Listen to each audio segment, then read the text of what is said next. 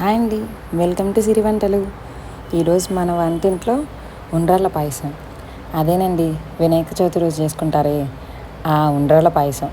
So దానికోసం ఆ measurements ఏంటి, ఎలా చేయాలి అనేది మొత్తం అంతా ఈ వీడియోలో చూసేద్దామా? ఓకే. ఒక బౌల్లో గోధుమ పిండి తీసుకొని అందులో కొద్దిగా నీళ్లు పోసుకుంటూ ఇలా ముద్దలా చేసుకోవాలి. అది ఎలా అంటే ఇలా నొక్కినా అలా అలా పడేలాగా ఉండాలన్నమాట. అలా రౌండ్గా చేసి దాంట్లో నుంచి చిన్నగా బాల్స్ లాగా చేసుకొని పక్కన పెట్టుకోవాలి. అలా మీరు రౌండ్ బాల్సే చేయాలని రూల్ లేదండి. ఇక్కడ మనము 2 టైప్స్ ఆఫ్ షేప్స్ చేసాం. ఒకటి రౌండ్, ఒకటి ఇగో ఇలా రెక్టాంగిల్లోగా మా అమ్మ చేస్తుంది చూసారా, అలా చేసి అలా కూడా చేసి పెట్టుకోవచ్చు. మీకు ఏ షేప్ నచ్చితే ఆ షేప్ చేయొచ్చు. జనరల్గా ఉండ్రాళ్ళ పాయసం అంటే రౌండ్గానే ఉంటుంది. సో మా మమ్మీ అలా కాకుండా ఇలా 2 టైప్స్ చేయమని చెప్తే 2 సైడ్లు చేసింది. దాని తర్వాత కొంచెం ఆ గోధుమ పిండిని మీద జల్లుతూ ఇవి చేసుకుంటూ మళ్ళీ మీద జల్లుతూ చేయాలండి. లేకపోతే అన్నీ కలిపి అతుక్కుపోతాయి, సరిగ్గా ఉండవు. ఇవన్నిటిని మనం మళ్ళీ పాయసంలో వేయాలి కదా, అందుకని అవి అతుక్కోకుండా ఉండడానికి గోధుమ పిండి జల్లుకుంటూ ఉండొచ్చు. ఇంకా మనం స్టార్ట్ చేద్దాం. దానికోసం పిస్తాలు, కాజులు, బాదంలు, కిస్మిస్లు, కొబ్బరి, యాలకులు, ఇంకా నెయ్యి, ఇవన్నీ ఇంగ్రీడియంట్స్ అండి. ఆ ఇలాచీ పౌడర్ చేసుకొని పెట్టుకుంటే ఇంకా బెస్ట్. సో స్టార్ట్ చేద్దామా?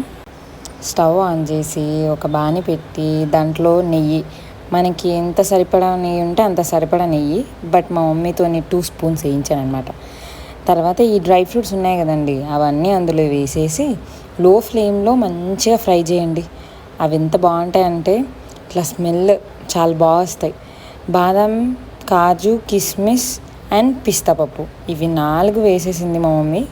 అంటే అవన్నీ ఉంటేనే తింటానని చెప్పాను అనమాట, అందుకు వేసింది.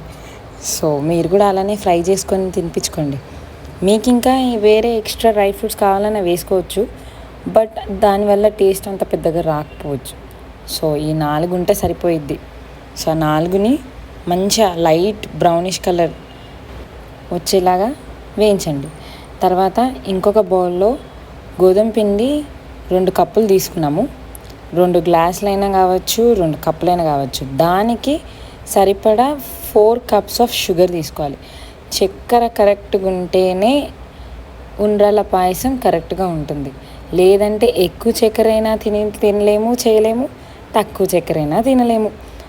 అందుకని ఇలా తీసుకోవాలి. సో దాంట్లో ఆ పిండిలో చక్కెరని ఫస్ట్ కలిపేసేయండి. కలిపిన తర్వాత కొంచెం వాటర్ పోసుకుంటూ మెత్తగా చేయండి. అది ఎలా చేయాలంటే ఇలా చేతికి అంటుంటే ఇలా రావాలి. మా మమ్మీ అంటుంది చూడండి, అస్సలు ఉండ్రలు లేకుండా చేసుకోండి, ఇలా చేయాలి. అలా మనం శనగపిండితో బజ్జీలు వేసుకున్నప్పుడు కలుపుతాం కదా, అలా లూజ్గా ఉండాలన్నమాట.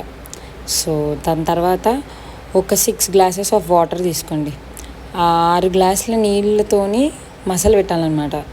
6 గ్లాసుల నీళ్ళు స్టవ్ ఆన్ చేసేసి వాటర్ని బాయిల్ చేయండి. ఆల్మోస్ట్ ఒక 5 మినిట్స్ తర్వాత చూడండి మసలుతూ ఉంటాయి. ఆ మరిగిన నీళ్ళల్లో ఆ ఉండ్రలను వేయండి. ఇందాక మనం పిండితో పాటు చేసుకున్నాం కదా, ఆ ఉండ్రలను వేసి ఉడకబెట్టండి. అవి ఉడికిపోతాయి. కొంచెం చిన్నగా ఉన్న బౌల్స్ కొంచెం లావుగా అవుతాయి. అది కొంచెం అటు ఇటు మెల్లిగా తిప్పుకుంటూ చేయండి, లేకపోతే అన్నీ ఇరుక్కుపోతాయి, పగిలిపోతాయి. చాలా చేయకుండా అదా మా మమ్మీ చాలా నెమ్మదిగా చేస్తుంది. చాలా చేయండి. అవి ఒక 5 నిమిషాలు ఉడికిన తర్వాత చూడండి మొత్తం చిన్నగా ఉన్నాయన్నీ చాలా పెద్దగా రౌండ్ బాల్స్ ఇట్లా అయిపోతుంటాయి. ఇలా పైకి తేలిపోతాయండి. ఒక్కసారి ఉడికిన తర్వాత ఇలా పైకి తేలుతాయి. అప్పుడు మనం ఆల్రెడీ పిండి కలిపి పెట్టుకున్నాం కదా, చక్కెర పిండి నీళ్ళు, దాన్ని అలా స్లోగా కలుపుకుంటూ ఈ చేసిన మిశ్రమాన్ని మొత్తం అంతా ఇందులో వేసుకుంటూ కలపాలి. ఇలా ఒక 20 మినిట్స్ 30 మినిట్స్ తిప్పుతూనే ఉండండి. అలా కలుపుతూ ఉంటే ఏంటంటే అవి కొంచెం ఇట్లా దగ్గర పడినట్టు అవుతాయి. తర్వాత మూత పెట్టేసి ఒక 10 నిమిషాలు వదిలేయండి. తర్వాత చూడండి మొత్తం ఉడికినట్టు అని ఉంటాయి. యాక్చువల్లీ ఇది చేస్తున్నప్పుడు ఒక 30 మినిట్స్ వరకు ఇలానే తిప్పుతూ ఉంటాం కాబట్టి ఇలా బాయిల్ అయిపోతున్నప్పుడు కింద అడుగంటుతుంటుంది. ఆ అడుగంటకుండా ఉండడానికి కలుపుతూ ఉండాలి. తర్వాత ఒక 2 స్పూన్స్ అలా నెయ్యి వేసి మళ్ళీ కలపండి. అలా ఇలా ఒక 30 to 40 మినిట్స్ కలిపిన తర్వాత మీకు చాలా బాగా అనిపిస్తాయి. యాక్చువల్గా ఇందాక కొబ్బరి గురించి చెప్పలేదు. ఆ కొబ్బరి ముక్కల్ని చిన్న చిన్నగా కట్ చేసుకొని అందులో వేసేయండి. పంటికి భలే తగులుతుంటాయి అలా అన్నమాట. సో ఇదండి ఉండ్రాళ్ళ పాయసం.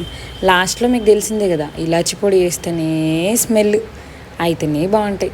ఇలాచి పొడితో పాటు డ్రై ఫ్రూట్స్ అవన్నీ వేసేయండి, కలిపేయండి. అలా కలిపేసి పక్కన పెట్టేసేయండి. తర్వాత బౌల్స్లో వేసుకొని తినేయడమే.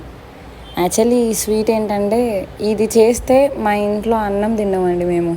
మొత్తం ఉండ్రాళ్ళ పాయసంతోనే ఉండిపోతుంది. అంత బాగా టేస్ట్, చాలా అంటే చాలా బాగుంటుంది. టేస్టీ యమ్మీ. సో ఈ వీడియో మీకు నచ్చినట్టయితే ప్లీజ్ డూ సబ్స్క్రైబ్ టు సిరి వంటలు, మా అమ్మ చేతి వంటకాలు.